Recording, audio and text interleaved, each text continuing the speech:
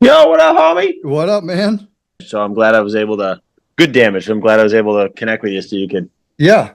help So, turn me on a good path on kind of what I need to do next with everything that I've got going now. so So we got, all right, is it 3 deals? five. Jesus.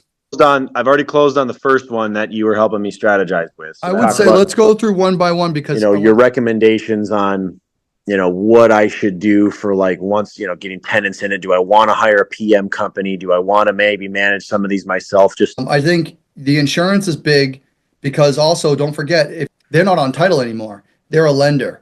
So that insurance policy really doesn't cover them. Get that insurance policy. You need to be primary. You yep. can list them as an additional insured. It's just going to be a renter's policy most likely. But right now, you're not covered under their insurance. So I think that's number one for that one. Okay. What about the second deal? SubTo, 3% interest rate. This one, you got to make sure servicing. So let's get, you writing this stuff down? Servicing is everything. It's like a servicing company to make the payments. Yeah. Okay. Don't deal with servicing companies or Oh, do or just you do. Do not do it oh yourself. oh. Allow a TC or someone else to do the servicing. You said like Kaila or Alyssa, they could help me with that. Bro, yeah. Oh. So servicing and insurance.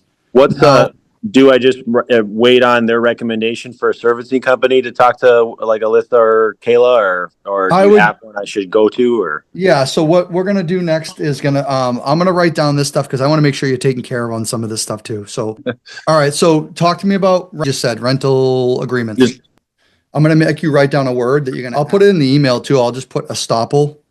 a stopple? Estoppel. Estoppel. And it's called an estoppel agreement.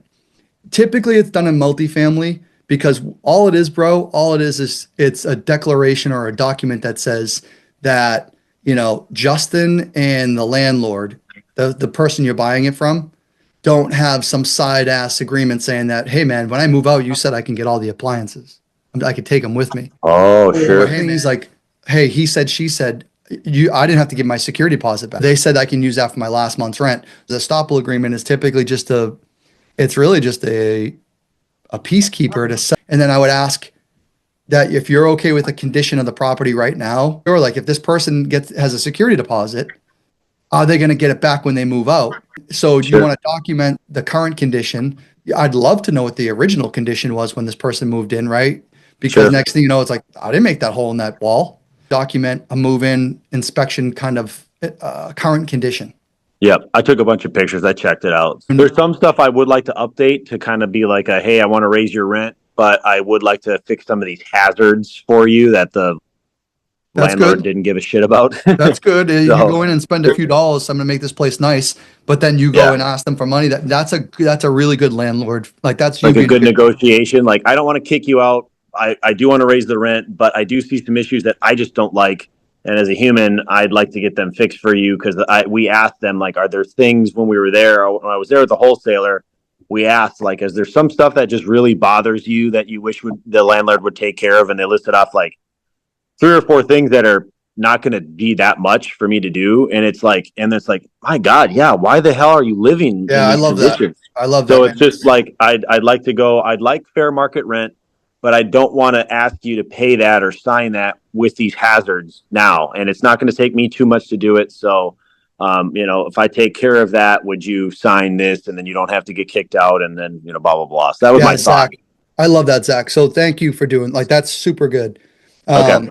Because that opens the door for you. Someone really can't dispute you charging an up in the rent. You have to. You're coming in. That's new expenses. They understand that. But man, when people come in and up the rent but don't do a damn thing, that's a hard bargain. Yeah. So here's the thing. Let's talk about a lease agreement. So I would ask if they're month to month. If they are, what does the existing lease agreement look like? You can take that lease agreement. You can either choose to extend it, or what you're going to do is just reintroduce a brand new lease agreement.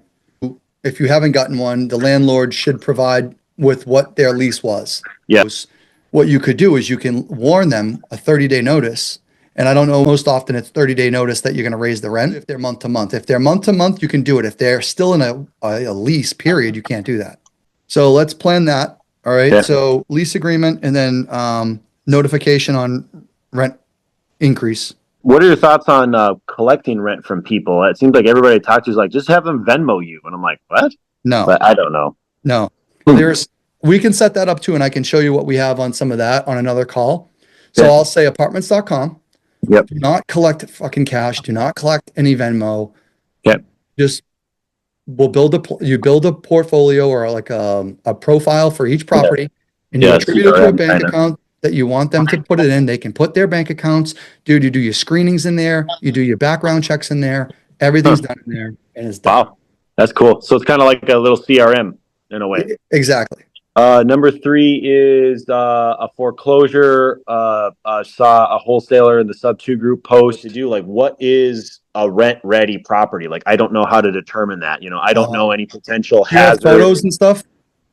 Yeah, I don't have a ton, but I took a handful of every room. We should go through it, truly, because so you're saying I want to keep it. I need to put together a scope of work to get this property rent ready, but I don't know what that looks like and I don't know what it costs. Yeah. What about the four? SubTo, like a 4% interest, 119,000 remaining on the loan, and comp seemed to be around like 240. But servicing and insurance. Yep. And how does the insurance work on these SubTo deals? So what's the number five for the sake of time? My first multifamily, it's a duplex. I got to tell you this story on a later. we were both being scammed by this piece of shit in the sub trying to wholesale the deal as if it was his own when it was 20th. Just signed the assignment contract last night. Yep, SubTo, 3.5% interest. Kaila and Alyssa's team on all these deals. Yes. Same thing. You're gonna do servicing and insurance. Let's do another call, even if it's maybe this weekend. And well, let's go through apartments.com and let's go through the scope of work for number three. And then we'll look at number five.